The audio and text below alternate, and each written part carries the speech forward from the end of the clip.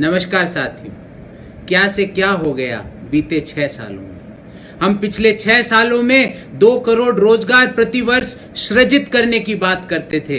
हम बीते 6 सालों में किसान की आय दोगुनी करने की बात करते थे। हम बीते 6 सालों में एक शहर से दूसरे शहर जाने के लिए बुलेट ट्रेन चलने की बात करते थे। हम बीते 6 सालों में 100 नए स्मार्ट सिटीज बनाने की बात करते थे। हम बीते 6 सालों में मेक इन इंडिया के शेर की गर्जना की बात करते थे। हम बीते 6 सालों में हवाई चप्पल वालों को हवाई जहाज में बैठाने की बात करते थे।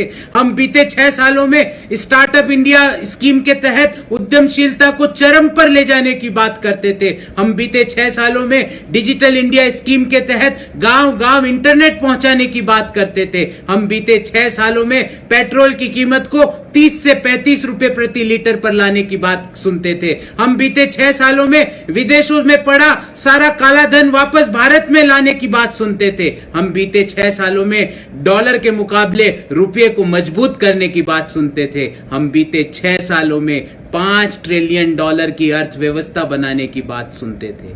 और आज क्या हुआ?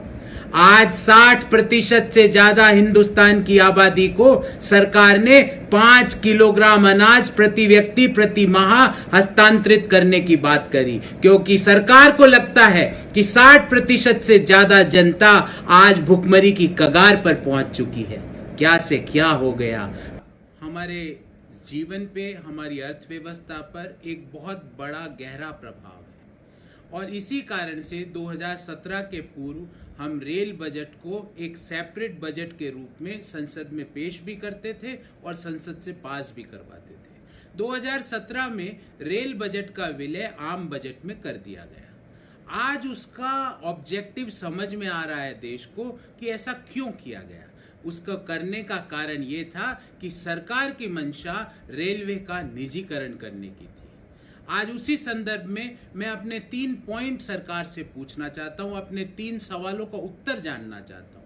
मेरा पहला सवाल है कि ऑपरेटिंग रेशियो का अर्थ है कि 100 रुपए के इनकम पर रेलवे का खर्चा कितना है। जो 2013-14 पे 87.8 था वो आज बढ़ के 120 क्यों हो गया? क्यों ये ऑपरेटिंग रेशियो में वृद्धि हुई? क्या सरकार इसका जवाब दे सकती है?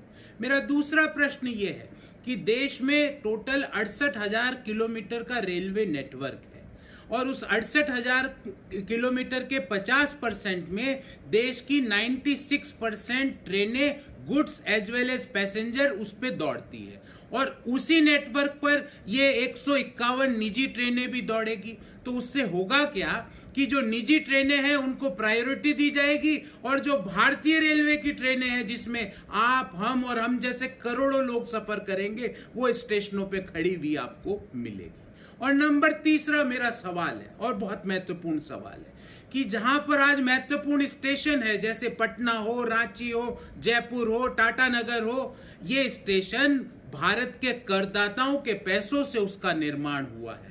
भारत के किसानों ने जो रेलवे ट्रैक है वो जमीन मुफ्त में रेलवे को दी थी। अगर सरकार निजी ट्रेनें चलाना भी चाहती है तो निजी स्टेशन भी बना ले और निजी ट्रैक भी लगा ले। ये करदाताओं के पैसों के ट्रैक पर निजी ट्रेनें चलाने पर आमादा क्यों है? देश आपसे ये 3 सवालों का जवाब चाहता है। बहुत बहुत धन्यवाद।